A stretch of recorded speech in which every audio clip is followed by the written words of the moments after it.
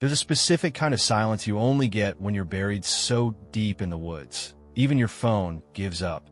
No hum of traffic, no neighbors, no distant barking dogs. Just wind threading through the pine and the occasional snap of something you hope is just a squirrel. That's where I found myself, somewhere in northern Vermont, far enough from town that even the gas stations looked like artifacts from another century. The house sat at the end of a long dirt road with no signage. The GPS had given up 2 miles back, and I had relied on intuition and a single blurry map from the rental website. When I saw it, I knew it was the right place.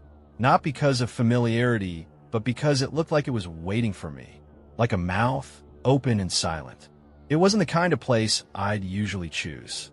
The photos online made it look rustic charming, with a hint of wear. In person, it looked abandoned.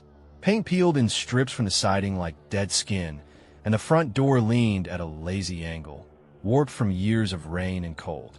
Ivy had overtaken the lower half, and the porch moaned when I stepped on it. But it was dirt cheap, and I was desperate. I hadn't written a word in 3 months. The inside smelled like forgotten places, dust, rot, and faintly of mothballs. The floorboards whined under every step.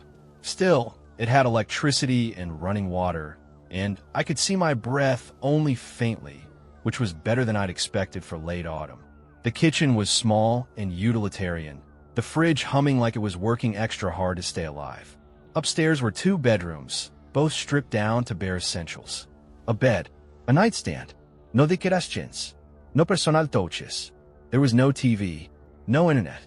I'd known that, but it still felt like a gut punch when I opened my laptop and saw the little red X laughing at me from the Wi-Fi icon. No signal, no distractions. The perfect place to write. It wasn't until I'd unpacked and made a half-hearted attempt at starting an outline that I discovered the attic.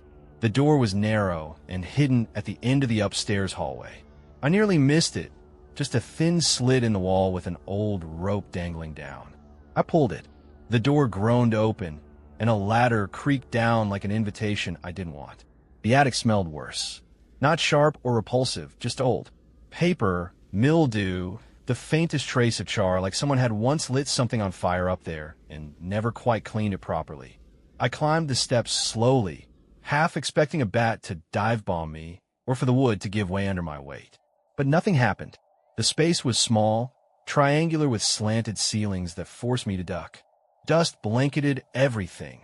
Old furniture draped in yellowing sheets, boxes marked in faded ink, a broken lamp missing its shade. But tucked into the far end of the room, centered directly beneath a perfectly round window, was a tiny wooden desk and matching chair. The window was spotless. I remember standing there for a long time, confused. Every other surface in that house looked like it hadn't been touched in years. But the window, it gleamed. No whiffs, no dust. The glass was so clean, it was nearly invisible. Light streamed through it, as if someone had recently polished it with care, circling it with a cloth until it shined. It offered a view of the forest that didn't quite match the other windows. The trees looked different from that angle, more organized, somehow, like they were standing in rows. Silent witnesses. I sat at the desk and just stared. For the first time in weeks, I felt something stir in me. Not quite inspiration. Not yet, but a nudge. A presence. Maybe just the idea that someone had sat here before me, writing. Maybe that was enough. As the sun began to set, the view darkened. Shadows stretched across the treetops like ink bleeding through paper. That's when I saw it. A silhouette, barely visible, standing among the trees. It wasn't moving, just a shape. Tall, upright, no definition. At first I thought it was just a tree, maybe a burnt trunk left behind from a lightning strike. But it didn't sit right. The lines were too clean, too symmetrical. I stared at it for a long time, trying to prove to myself it wasn't anything unusual. Eventually, I convinced myself it was just a trick of the light. A tree that happened to look like a man, or a man-shaped shadow cast by a tree. Still, I didn't go back up to the attic that night. There's something about the way the light hits that window. Even on cloudy mornings, the round pane glows with an impossible clarity, like the sun chooses to shine there first. The rest of the attic remains in shadow, wrapped in its musty cloak, but that glass, untouched, unbothered, sparkles like it was cleaned an hour ago. She couldn't stop looking at it. Not anymore. It became a compulsion. Morning coffee, staircase creaking, a climb into the attic, a seat at the desk, eyes locked on the trees beyond. Sometimes nothing stirred, just the endless vertical lines of bark, the canopy twitching in the breeze, the forest yawning in cold indifference. Other times, there was something more. At first, it was just the suggestion of presence, the kind of shape you'd dismiss if you blinked. A dark figure where there should be none, there 1 second and gone the next. But over time, it stopped blinking out. It stayed. It was closer now, roughly human in outline, but too tall, the proportions just a bit off. The arms hung too low, the shoulders hunched forward unnaturally, as if straining to hold up a head that tilted slightly, like it had never learned quite how to balance. It stood behind the second row of trees, unmoving, watching, always watching. She tried not to let it consume her thoughts. Tried writing. Anything. A paragraph. A sentence. A few words. But her fingers hovered above the keys like they were waiting for permission. And behind her, she could swear she felt breath. Just the faintest exhale against the nape of her neck. Never warm. Always cool. She told herself it was nothing. The mind makes phantoms out of shadows. The silence was getting to her, that was all. Too much quiet, too much isolation. She needed supplies anyway. A break. Just enough human interaction to tether her to something normal. The town was a blinking Ulmissit cluster of buildings huddled along a two-lane road. A diner with faded curtains. A hardware store that looked like it sold more dust than tools. And a grocery store that hadn't updated its signage since the 70s. Inside, it smelled like sawdust and oranges. The woman behind the counter was weathered but kind, her face familiar in the way strangers sometimes are. She made small talk while scanning cans and bread and wine. At one point, the woman glanced at the address on the receipt and made an offhand remark. Something about how nobody had lived at that house since the 80s. Something about the attic. An incident. It took a few seconds to register. The words felt strange in the air, like they weren't meant to be said out loud. But when pressed, the woman blinked, shook her head slightly, and said she didn't recall mentioning anything like that. Her smile stiffened. Her hands moved faster. The conversation ended abruptly. Outside, the wind had picked up, and the forest seemed to lean closer. Back at the house, she avoided the attic for several hours. She stayed downstairs, pacing, tidying things that didn't need tidying. But eventually, as if on cue, the draw became too strong. She ascended the stairs again, one by one, heart thudding. The figure was still there. Closer again. The gaps between the trees seemed to have narrowed. The thing stood taller now, or maybe it had always been that height, and the mind had just minimized it to stay sane. Its limbs looked too long, elbows bent the wrong way, and the head, tilted, always tilted. It never moved, not even when she stared at it for minutes, daring it to do something, anything. That night, sleep came reluctantly and brought with it voices. Whispers, not in her ears, but in her skull. Not words, exactly, more like intention, pressed into the space behind her eyes. She was back in the attic, fingers dancing over the keyboard, her reflection warped in the glass. Something shifted behind her. Breathless proximity, the sense of someone leaning in, reading over her shoulder. A low vibration in her chest. A hand she couldn't see. She jolted awake, gasping. The sheets wrapped around her like restraints. Morning came late. The sun seemed hesitant, barely brushing the floorboards. She stumbled back up the attic steps, half drunk on fear and half ashamed of it. Her laptop still sat on the desk, lid closed but warm. She opened it. There was video, a file she hadn't saved. Timestamped 2 hours after she'd gone to bed. Shaky at first, but clearly recorded from the webcam. She watched herself, sitting upright, typing fluidly, her eyes locked on the screen, but unfocused, like something was writing through her. Like she wasn't there. The rhythm of her fingers was erratic, taps punctuated by long pauses, then frenzied bursts. She leaned closer to the screen. There, behind her, just out of focus, was a shape. It emerged from the far corner, slowly, A figure, taller than the attic ceiling, should have allowed. Lurking, not stepping, just becoming more visible with each passing second. No face, no color, just outline and presence and that same awful stillness. Then the figure bent, leaned in, close enough that its head hovered inches from hers. She never turned around. The screen froze, glitched, the last frame locked in place, her sitting there, oblivious. The thing behind her reading. She closed the laptop slowly. The attic window remained pristine. Not a single fingerprint, not even hers. The forest had stopped pretending to be still. What was once a quiet backdrop, a wall of trees, gently swaying in autumn air, now pressed closer to the house, like an audience leaning in. Even from the kitchen window, it felt like the pines had taken a step forward. Each day, a little closer. The line between inside and outside was no longer clear. The attic had become both refuge and prison.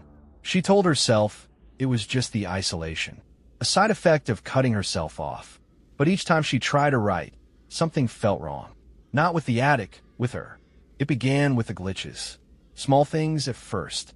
The cursor would freeze. Her saved documents wouldn't open. Her keystrokes lagged behind like the laptop was trying to catch up to thoughts she hadn't had yet. Then the writing changed. Paragraphs she didn't remember typing filled the screen. Long, flowing passages written in her own voice, but too precise, too poetic. They described scenes she never plotted. Descriptions of the attic in vivid, reverent detail. The sound the wind made when it passed through the eaves. The exact number of knots in the floorboards beneath the chair. The way the light slanted through the circular window like a scalpel. One entry stood out. A single-page monologue of a woman dying in an attic. She sat, paralyzed at her desk, eyes wide and frozen, while something stepped from the wall behind her. It leaned in, its hands spider-thin, its mouth inches from her ear. It spoke a name she didn't recognize, hers but not hers, a version of her from somewhere else. And when she opened her mouth to scream, nothing came out but dust. She deleted it, shut the laptop, unplugged it entirely.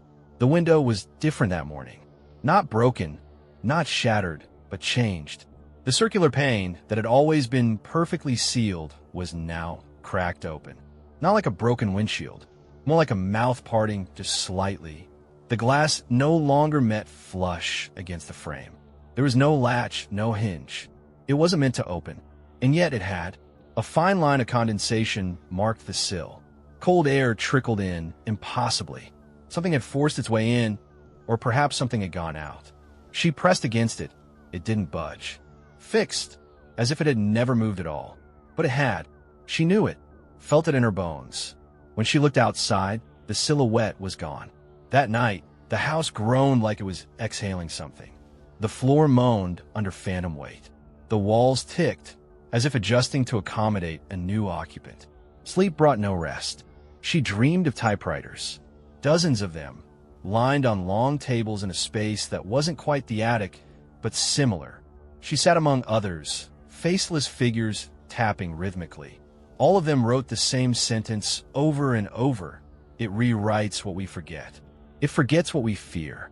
She awoke to a thud from above. At first, she thought it was a raccoon, or maybe the old house settling. But something told her to go up. A compulsion, deep and coiling. The attic ladder protested as usual. The air was still and tight. And there, in the center of the floor, lay a small, cloth-bound journal. Its edges were cracked and curled with age, the cover darkened by time. She didn't remember seeing it before, didn't recall storing anything overhead. But it had fallen from somewhere, likely the beams above. A faint dust outline marked where it had landed. Inside, the pages were brittle. Ink had faded, but was still legible. The first entry was dated October 1982. The handwriting was frantic, slanted. The author referred to himself as a novelist escaping city noise. He spoke of finding the attic perfect, of feeling watched but inspired, of waking to find pages he didn't write waiting on his desk. Eloquent prose, horrible scenes, deaths of characters he hadn't invented, but who seemed to know him. He mentioned a window that gleamed unnaturally. Always clean, always clear, Later, entries spiraled. The forest changed, he said. The silhouette stepped forward. It learned. It didn't speak, but it read. Not just his work, his thoughts, his memories. It edited what he remembered, rewrote his dreams.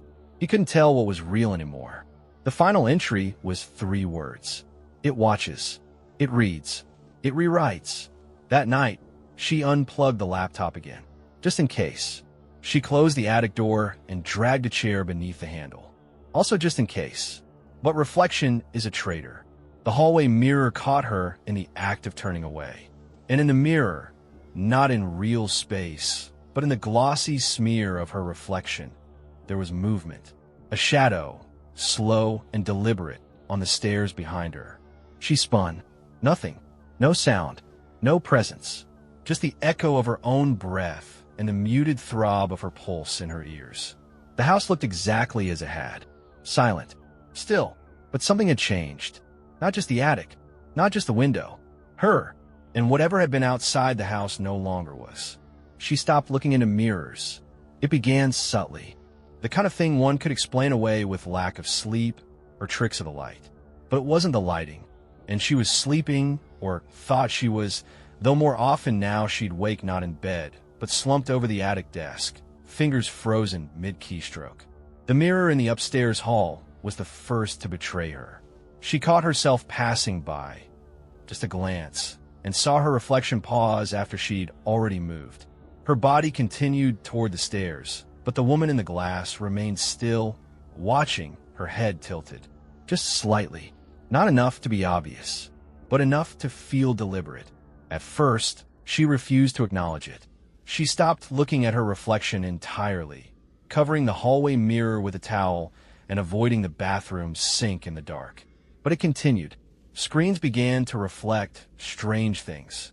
Her laptop screen flickered with brief images, a glimpse of her face staring blankly, and something pale behind it. Her phone would vibrate unexpectedly, and when she checked it, the camera app was open. Once, the gallery contained a photo she didn't remember taking, her body curled on the attic floor in a fetal position, viewed from above. Like someone had taken a photo from a ceiling, or from inside the ceiling. She deleted it, then deleted the trash folder, but returned the next morning, this time a little closer. Her face partially visible now, turned upward, eyes wide. She no longer brought her phone to bed. Out of desperation or curiosity, she set up the old motion-detecting camera she'd brought for a nature hike that never happened. She positioned it across the attic, pointed directly at the desk. If anything moved while she slept, she'd see it. The next morning, she found only static. All the footage between midnight and 4 a.m. was corrupt. A gray flicker, white noise. But just before the final corrupted second, there was a single usable frame. She stared at it for a long time. The still image showed her seated at the desk, head bowed and fingers motionless on the keys. And on her shoulder, resting gently, like an old friend leaning in, was a hand. Long skeletal.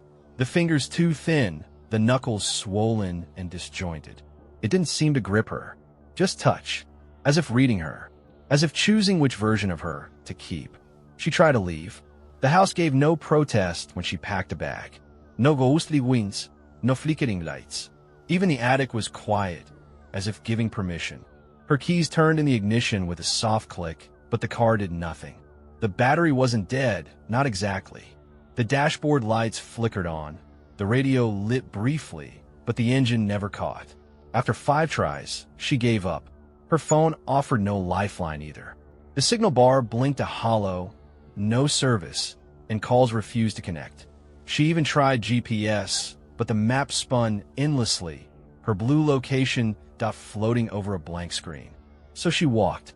She took the path she knew, the one she'd arrived on, boots crunching over frost-hardened dirt.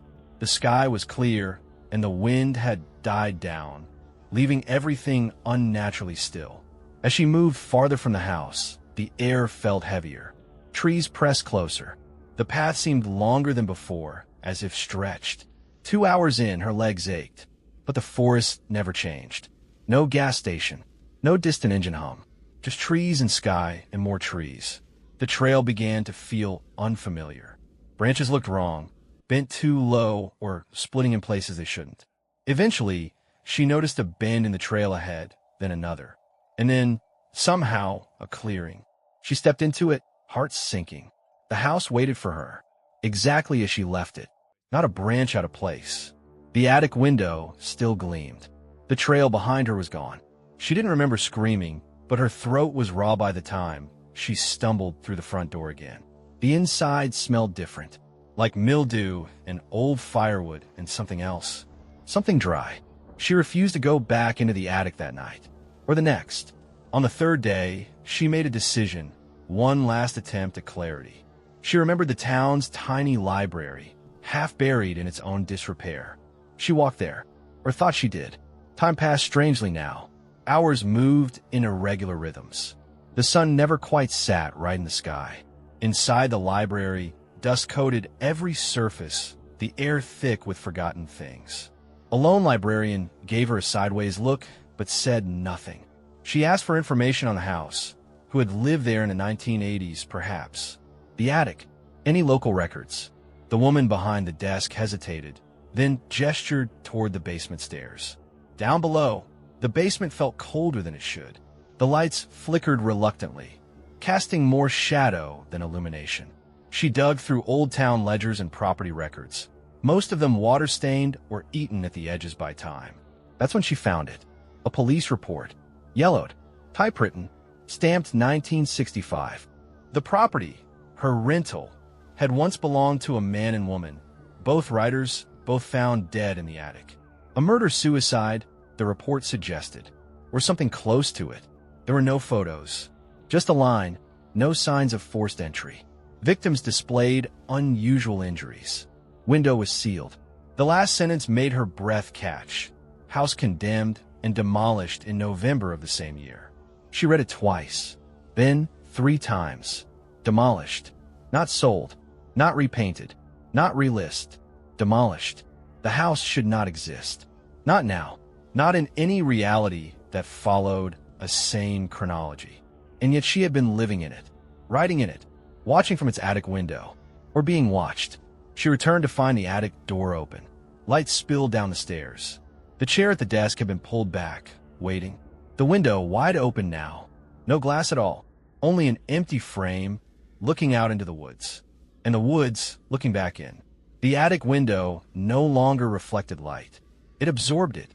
The circular pane, or what remained of it, was no longer glass. It wasn't anything she could describe. A frame, yes. A circle, but no longer a barrier between inside and out. It had become a hole, not torn through the wood of the house, but through the world itself. She sat at the desk because there was nothing else to do. She had stopped pretending to write days ago, though the document on the screen kept growing. Words filled line after line, neatly spaced, perfectly formatted. Her fingers hovered over the keyboard, but the tapping came from elsewhere. She watched. Sometimes her hands moved, but she didn't feel them. Sometimes she blinked and found entire paragraphs added in her voice, but with knowledge she didn't possess. Memories she didn't remember. People she'd never met. Their deaths chronicled in aching detail. And the tone had changed. It was colder now, clinical, as if something was documenting rather than imagining. She'd read the sentences and recognize the rhythm of her own writing, but not the mind behind them. It was like being haunted by her own echo. The reflection in the laptop screen no longer matched her movements. She turned her head. The woman in the screen didn't. She sat still, face vacant, staring ahead. When she leaned forward, her reflection leaned back. A beat behind, then ahead, then entirely unsensed. The silhouette was gone from the woods now, because it was no longer outside. It had never needed the window. The window had been the invitation. The desk had been the altar, and she had fed it. Each word typed, each image described fuel. It devoured language, memory, identity. It hollowed her out, syllable by syllable, until she became a conduit for whatever it was that lived beneath the frame of the world. The realization came not as a shock, but as a slow understanding, a knowing that settled behind her eyes like dust. The house wasn't a house. It was a mask, A familiar shape stretched over something ancient, faceless, and hungry. She couldn't remember what brought her here. Not anymore. The ad she'd found, was it real? The town? The groceries? The library? There had been a woman behind the counter, or someone wearing her shape. There had been a report from 1965, or a page inserted into her mind like a planted memory. Even her name began to dissolve. She couldn't remember how it sounded when spoken aloud. Couldn't hear it internally. Couldn't see it typed. Only the blinking cursor remained, waiting. The attic no longer changed with time of day. It was always dim now. The shadows had settled. The floorboards no longer creaked. The air didn't shift. The forest was silent. And yet the document continued to grow. She watched it like a passenger in her own body, like a ghost perched over her shoulder. She read every word typed, saw her fingers move, but felt no connection to either. Then a shift. She blinked. She was no longer sitting. She was standing behind the desk, watching herself sit at it. The image fractured, not like glass breaking, but like a mirror in water, rippling.